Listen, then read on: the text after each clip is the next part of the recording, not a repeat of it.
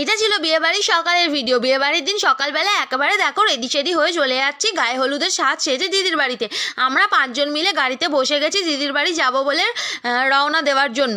তো আমরা দিদির বাড়ি যখন যাই তখন বাজে প্রায় 11টাতে 11:30টার মতন বাজে। খুব জোর খিদেও পেয়ে গেছিলো। টিফিন তো সকাল থেকে কিছু করাই হয়নি, সকালবেলা মা শুধু চা বিস্কুট খেতে দিয়েছিল।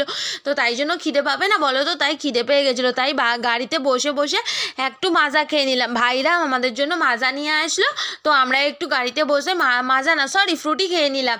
ফ্রুটি খেয়ে গিয়ে তারপর দিদির বাড়ি চলে গেছে। দিদির বাড়ি গিয়ে দেখি দিদির মেয়ে এখানে ফটোশুট চলছে, আর ওই একটু ওদের মানে ক্যামেরাম্যান একটু ভিডিও করছিল। তারপর দেখো আমরা খেতে বসে গেলাম, একদম দুপুরের লাঞ্চ করার জন্য বসে গেলাম। দুপুরে আমাদের খাবারে দিয়েছিল ভাত, ডাল, আলু ভাজা, আর দিয়েছিল একটা সবজি, আর দিয়েছিল মাছ।